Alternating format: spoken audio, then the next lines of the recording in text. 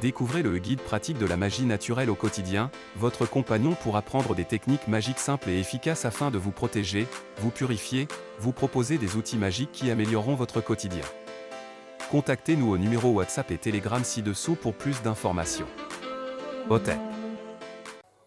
Hotep, cher Kamit, je vais parler avec vous aujourd'hui du pacte avec le diable.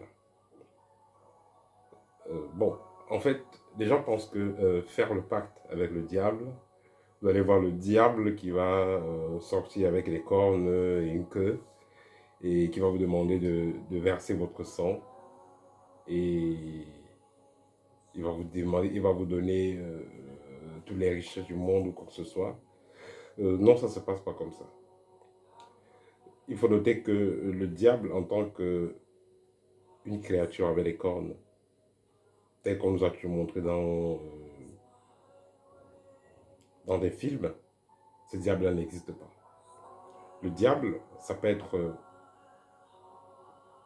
votre femme, ça peut être votre papa, ça peut être votre maman, ça peut être votre fils, ça peut être votre patron, ça peut être... bref, c'est pareil, hein? C'est pareil avec... c'est des gens qui vont prier, ils demandent au Seigneur ou demandent à Dieu de les aider. Dieu ne va pas... c'est pas un vieillard avec une barbe blanche qui va venir vous aider, non. Ça peut être votre fille, votre fils, votre papa, un proche qui viendra vous aider au moment opportun, quand vous serez vraiment dans le besoin. Alors, faire le pacte avec le diable, ça renvoie donc à quoi? Ça renvoie à faire une alliance avec une personne qui va donc symboliser cet être maléfique-là. Donc ici, ça renvoie donc au saumon du mal. Cet être-là qui va donc symboliser ce diable-là, vous pouvez faire l'alliance avec cette personne-là de plusieurs façons. La façon la plus simple, c'est quoi? C'est juste de façon verbale. Hein. Quelqu'un peut causer avec vous, voilà. Et puis vous prenez des engagements de façon verbale. Vous avez fait le pacte. Ça peut être aussi écrit, mais dans les écrits, ça ne va pas être ce que vous pensez que vous êtes en train d'accepter. Par exemple, vous pouvez signer, remplir un formulaire, voilà, pour adhérer à un mouvement ou quoi que ce soit, et vous signez. Mais cependant, les questions qu'on a posées, c'était les questions pièges. Vous n'avez pas bien compris le sens de ces questions.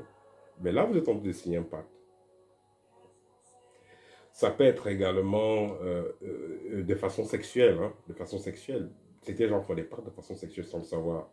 Vous vous êtes en train de coucher avec quelqu'un et puis on vous fait accepter les choses, répéter les choses, vous le faites. Automatiquement, vous êtes en train de faire des pactes. Donc, certains gens font des pactes sans vraiment être conscients de ce qu'ils sont en train de faire. Ils peuvent avoir des doutes qu'ils sont en train de faire quelque chose de bizarre, mais en fin de compte, c'est des pactes qu'ils ont faits. C'est fait, c'est fait. Ce qu'il faut savoir, c'est que quand vous faites des pactes, il y a une loi qui s'applique, la loi du libre arbitre, et il y a une loi qui va venir ensuite, ce sera la loi de la validation. Vous avez donné votre libre arbitre pour vous lier à certaines entités, ou vous lier à une entité, ou vous lier à un égrégore, et automatiquement, vos ancêtres, qu'est-ce qu'ils vont faire? Ils ne peuvent rien faire. C'est vous qui avez ouvert votre bouche, c'est vous qui avez signé avec votre main. Même si on vous a trompé, vous avez fait l'engagement, vous avez signé. Et plus tard, voilà, et plus tard, vous allez vous retrouver donc avec certaines entités que vous avez fait entrer dans votre vie. Et ce qu'il faut noter, c'est que ces entités-là finissent toujours par prendre le contrôle. Quand vous avez donc signé un pacte avec certaines entités, vous devenez donc l'esclave de ces entités. Et il faut noter qu'à la base, mais quand vous voyez des gens qui vont être dans des sectes où ils vont sacrifier des personnes, à la base, ces personnes eux-mêmes sont d'abord sacrifiées.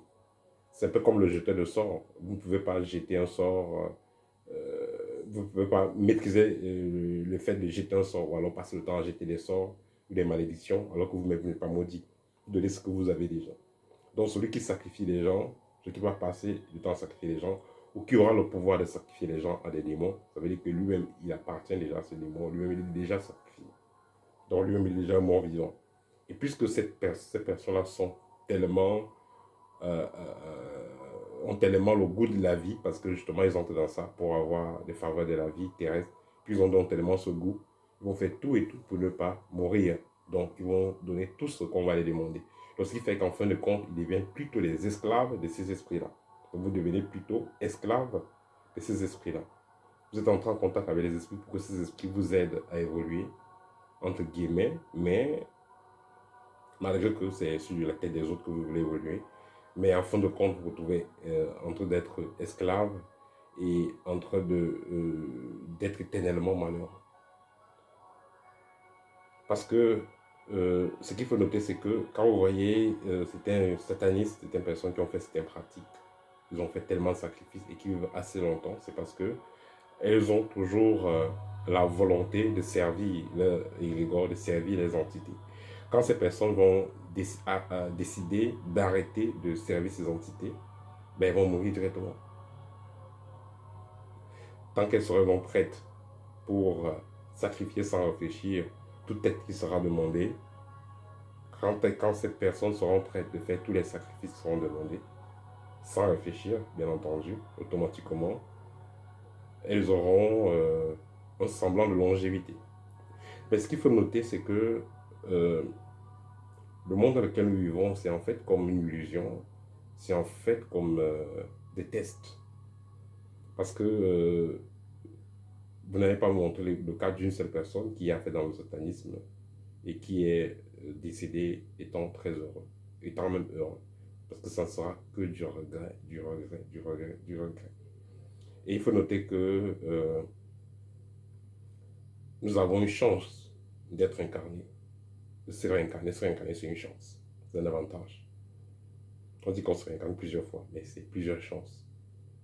Et il faut noter que chaque incarnation peut être la dernière, en fonction du record qu'on aura fait, en fonction de nos actes. C'est pourquoi il faut souvent réfléchir plusieurs fois avant de faire certaines alliances. Certaines personnes m'ont contacté il y a cela quelques années parce que bon, elles voulaient des porte-monnaies magiques, des pactes avec les sirènes. Mais moi, je leur ai dit que c'est pas mes choses, les trucs de faire les pactes et tout ça. Moi je suis pas dans ça, qu'ils aillent ailleurs. Et d'autres sont venus me voir plus tard, me disant que déjà, elles sont allées à gauche, elles ont perdu de l'argent, mais finalement, elles ont compris que ça ne servait même à rien. Parce qu'elles aussi, elles ont connu des personnes qui ont fait ça et ça marchait. Mais la plupart sont décédés. Et moi aussi, je vous le dis souvent, j'ai connu des personnes qui ont fait ces types de pratiques. Et je ne connais pas une personne qui a fait ces trucs-là et qui a vécu plus de 9 mois avec ces pratiques-là. Je ne connais pas. Moi, je vais parler ici des porte-monnaies magiques, des choses de multiplication et tout ça. Je ne connais pas. Vous allez voir certaines personnes qui vont avoir certaines entités. Elles vont aller dans des villages. Elles vont contacter certaines maisons mystiques. On va les donner des totems, des entités.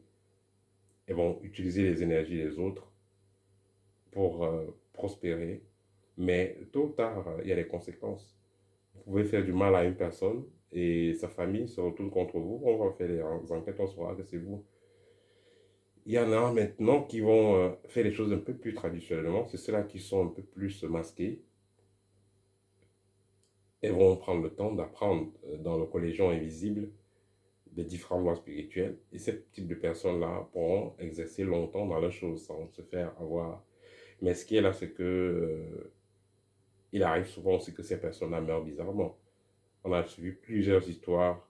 Un monsieur, il est allé au village, il rentre à l'entrée de sa maison, on l'attend avec des armes et on le tue. Parce que voilà, il a sacrifié sa copine et un monsieur étant marié, il a sacrifié sa copine et voilà, la famille de sa copine, ils ont fait des enquêtes, ils ont su que c'est le monsieur et ils avaient une dent envers lui et ont décidé de finir avec lui. Voilà, donc une façon de dire que on ne va pas juger ceux qui entrent dans des loges maléfiques ou dans des cercles maléfiques. Chacun est responsable de ce qu'il fait comme choix. Mais cependant, si vous avez de pareilles choses qui se proposent à vous, réfléchissez d'abord 10 fois avant de vous y engager parce que, en fin de compte, euh, le plus important sur cette terre, c'est de laisser quelque chose de positif, c'est être heureux, laisser quelque chose de positif pour la génération à venir. Parce que quand vous entrez dans des mouvements maléfiques, vous faites de l'argent, en fin de compte, même si vous n'êtes plus là, cet argent, les gens ne pourront pas bien l'utiliser. Et ça sera même nocif pour ceux qui vont vouloir l'utiliser. Ça vous aurait servi dans quoi? Vous êtes parti, vous avez laissé l'argent, mais les gens ne peuvent pas. Si quelqu'un monte, vous avez laissé une voiture, quelqu'un qui tente de monter sur la voiture là, c'est les tonneaux. Voilà, les maisons, c'est hanté, les gens ne peuvent pas y rester, tout ça. Bon, ça va servir dans quoi? Sans compter que pour arriver à un certain niveau où vous êtes arrivé, vous avez fait beaucoup de sacrifices. Donc ça n'aurait servi à rien. Donc le plus important, c'est essayer de se rapprocher au maximum de la maths, essayer de laisser quelque chose qui sera utile à la génération à venir, essayer de faire de son mieux, comme on peut, c'est tout. Mais tout en restant dans la maths, bien entendu.